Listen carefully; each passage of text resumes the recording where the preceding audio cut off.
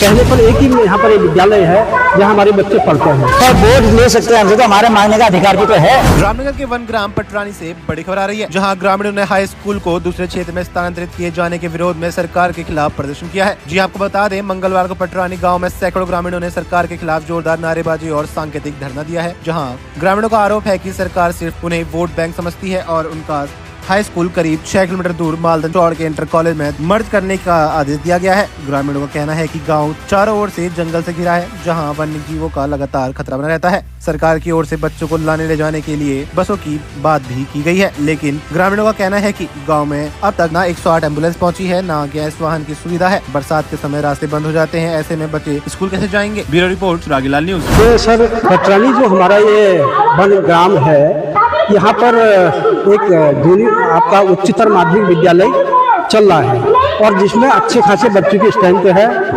और इस विद्यालय को क्लस्टर विद्यालय के रूप में आपका जो मालधन चौड़ है वहाँ पर समायोजित किया जा रहा है, जिससे यहाँ के लोग काफ़ी नाराज हैं, यहाँ की जनता, क्योंकि कहने पर एक ही यहाँ पर एक विद्यालय है जहाँ हमारे बच्चे पढ़ते हैं।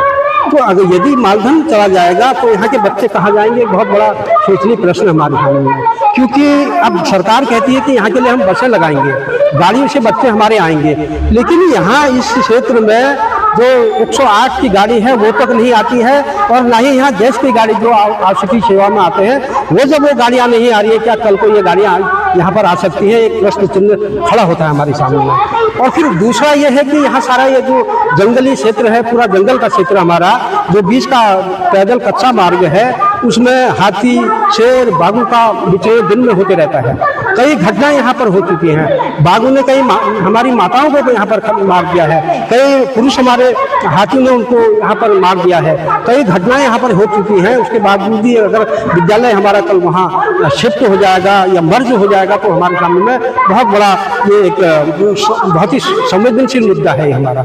इसके लिए हम पीछे नहीं हटेंगे, इसके लिए पूरी संघर्ष से पूरी ताकत इसके लिए लगाएंगे, पूरा हम लड़ाई लड़ेंगे पूरे गांव वाले। आज ये एक हमारा सांकेतिक धरना है, हम सरकार को चेताने चाहते हैं और कहना चाहते हैं माननीय मुख्यमंत्री जी को, जो ये हमारा पटरानी का हाई स्कूल है इसको मालधन चौड़ में शिफ्ट न किया जाए, मालधन चौड़ में मर्ज न किया जाए, बल्कि ये जो यथावत इसको यहाँ पर रहने दिया जाए। यहाँ पर बच्चों की अच्छी स्ट्रेंथ है और कम से कम यहाँ पर की जो हमारी आबादी है, कम से कम यहाँ पर हमारे 5000 की आबादी यहाँ पर है। 5000 में मात्र एक हाई स्कूल हमारा है। इसमें कुमगडार के इधर का जो पोर्शन है आपका, कुमगडार खत्ता हो गया, आपका कारगिल पटरानी हो गया, पटरानी हो गया, ये पूरी कुमड़िया खत्ता, कई इसमें गाँव हैं जहाँ के बच्चे यहाँ पर आते हैं, शिक्षा ग्रहण करते हैं। तो इसलिए हमारा यही सरकार का कहना होगा कि इस विद्यालय को मर्ज न किया जाए। यदि ऐसा होता है तो उसके लिए हम अनिश्चितकालीन धरना देने के लिए मजबूर होंगे। जहाँ तक भी हमें जाने की आवश्यकता पड़ेगी हम उसके लिए हमेशा तैयार रहेंगे। हमारा विद्यालय यहाँ से हटना नहीं चाहिए। यही मुद्दे को लेकर के आज सारी माताएं गांव की हमारी यहाँ बैठी हैं, हमारे पुरुष, हमारे नौजवान साथी सभी आज ये सांकेतिक धरने में यहाँ पर बैठे हैं। आगे भी हम इसी तरीके से इसके लिए हम पीछे नहीं हटेंगे। धरना प्रदर्शन जो भी हमको करना होगा उसके लिए हम तैयार रहेंगे। ये घबला ये तो ये सोचे कि आज हमारी नींद खुली है, आज तक हमारी जनता सोई हुई थी, लेकिन इनको जगाने पे भी जग नहीं रही थी। ये जगाने का काम हमारे बड़े भाई एस लाल जी ने किया है और साथ ही हमारे कोई पार्टी से कोई लड़ाई झगड़ा या कुछ नहीं है, कोई विरोध भी नहीं है। हमारे तो मांगे हैं, अगर हमें वोट ले सकते हैं हमसे तो हमारे मांगने का अधिकार भी तो है।